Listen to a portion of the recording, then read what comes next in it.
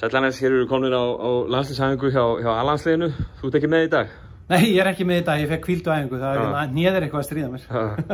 Nei, ég segir svona. Þú eru,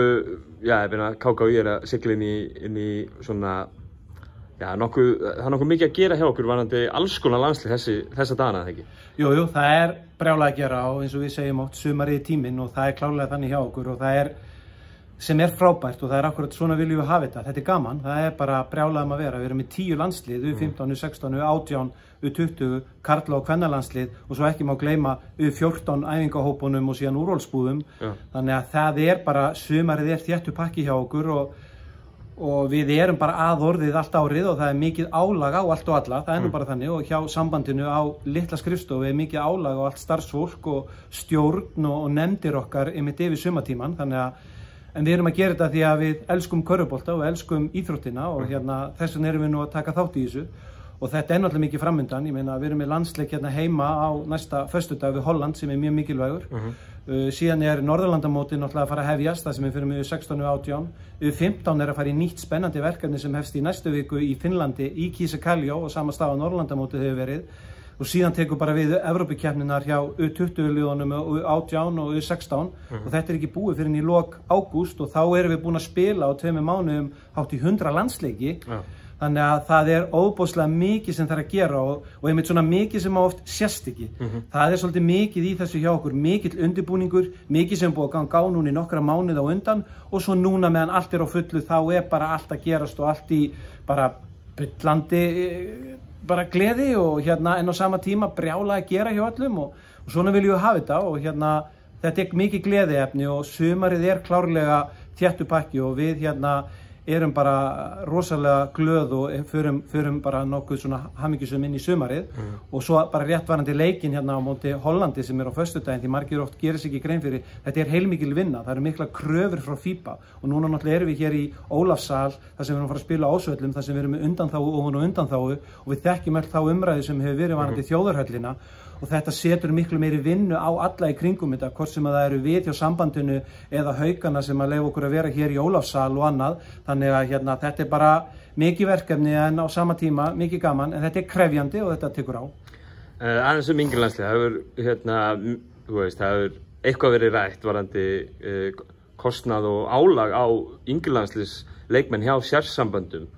Hvað það sem að leikmenn þurfa að borga fyrir ferðina sína sjálfur og þar fram eftir göttunum, missa náttúrulega úr vinnu og fleira,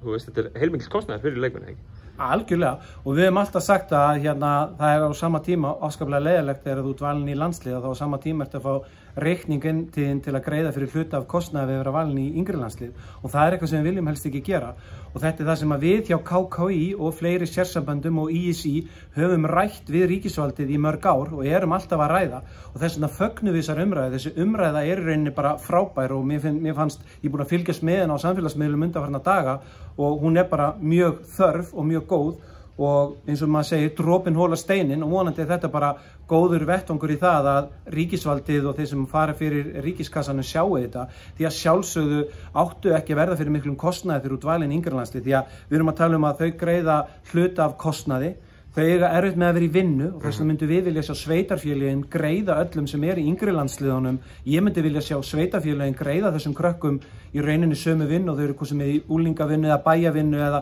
hvað það kallast í hverju sveitarfélagi. Einhver sveitarfélög gera það en ég myndi vilja sjá fleiri sveitarfélög koma inn og gera það og varðandi ríkisvaldið myndi ég vilja sjá ríkisvaldið koma með meira inn en á sama tíma er það náttúrulega líka þannig að við hjá KKÍ erum að taka mjög stóran þátt í þessum kostnaði og ef við tökum bara öll sérsamböndin að ISÍ að þá er KKÍ að greiða í rauninni niður stærsta hlutan ásamt örfáum öðrum sérsamböndum þannig að við erum að greiða mjög háan kostnað sem er bara alveg sjálfsagt og við viljum gera betur.